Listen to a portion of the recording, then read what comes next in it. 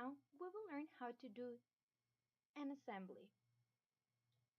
To start an assembly, you have to go to New, and then instead of selecting Model, you need to click on Assembly and click OK.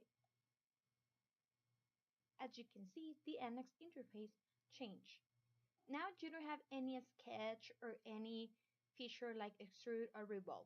All you have is just the assembly. There are two ways to assembly. The first one is to combine existing parts together, which is called the bottom-up design, and the other one is to create new parts on the fly in the assembly. The one that we're going to be using is the bottom-up. It means that we're going to have all our parts prepared when we start doing the assembly.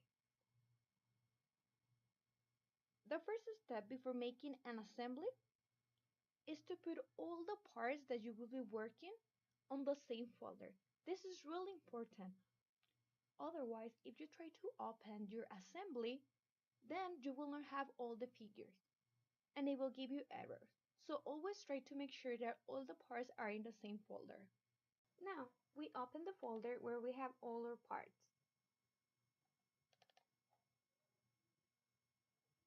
In this case, we only have three parts, one hinge, a second hinge, and one pin.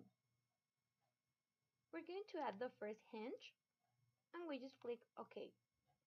It's really important that the first part of any assembly that you are doing must be positioning as the absolute origin, because over this part is where we are going to be adding the other parts. So always the first one has to be absolute origin. And we click Apply, as you can see here.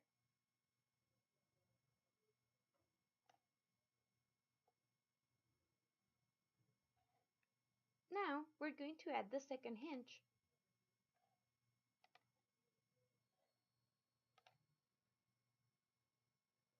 Here, instead of positioning as absolute origin, we're going to select by constraints.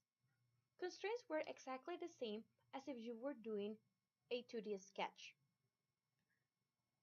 We click Apply, and then the Assembly Constraints menu will appear. If you want to see where the part that you just created is, what you have to do is go in Preview, click Preview Component in Main window. And it's exactly over the one that we just added as absolute origin. If you unclick, as you can see, it disappears this part. If you click again, then it will appear. Let's say that we select OK by mistake. What we will have to do is to just constrain to place the hinge where we want it to be. So in this case, we're going to select Cancel over here.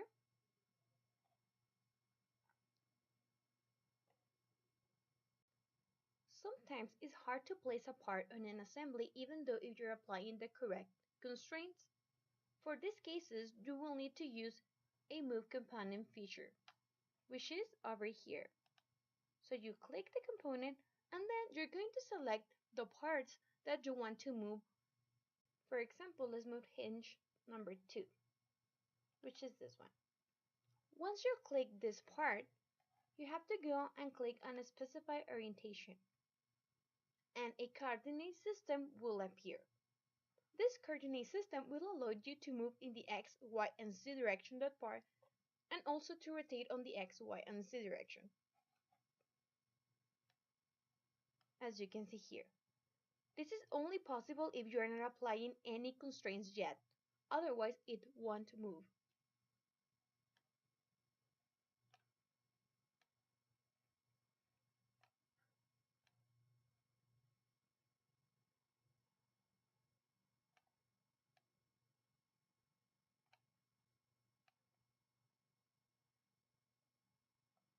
In this case, we want this hinge to be in the top of this other hinge.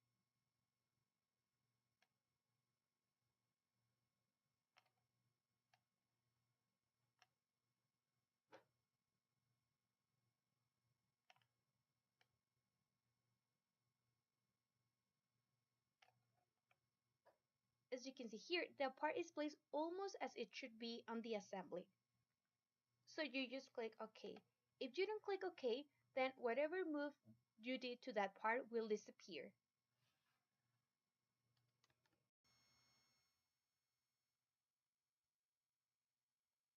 From here, we go to constraints, and then we're going to use touch align. There are other constraints such as concentric, distance, fixed, parallel, perpendicular, and they work exactly the same as the constraints when you are doing a 2D sketch. In this case, we're going to use touch align. This is the most common constraint because on the orientation, you can select touch, so both faces are touching each other, align, or invert center axis. We're going to select invert center axis first. We will need to select two objects. One object will be this hinge, so select the center axis you see is highlighted in red, and the other object will be the center axis of the other hinge.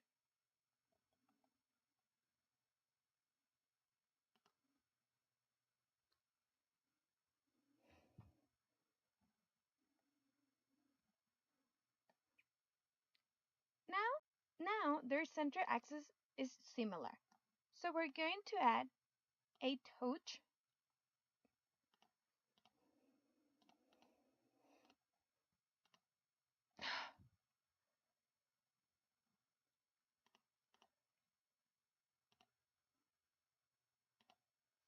Now we're going to use a touch on orientation, so the face of one of the hinges is touching the other face of the other hinge.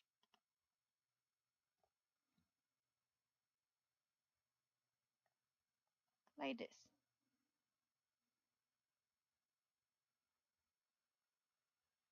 And then just click OK, so all your changes are saved.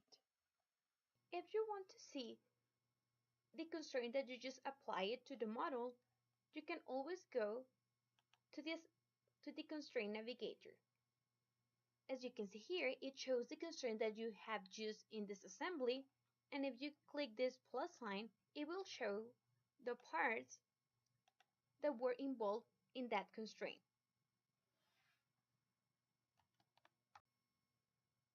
Now we will add the pin to the hinge that we just assembled. So we go here to add component, and then we open the folder, click hinge pin. The positioning of this pin will be by constraint also. So we click apply.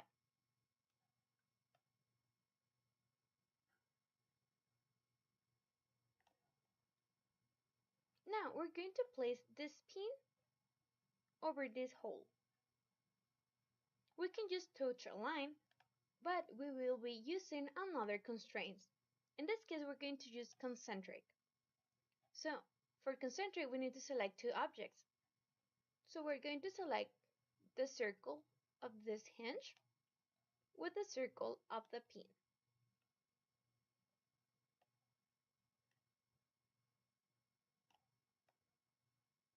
And it will look something like this.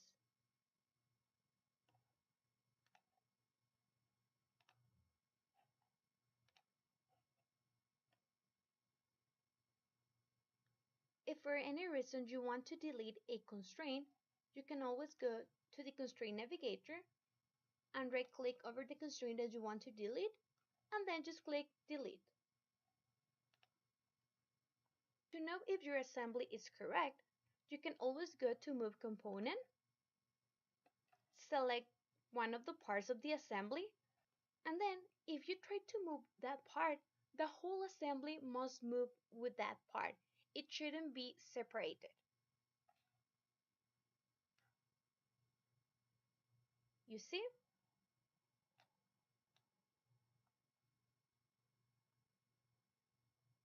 Now the whole part is together.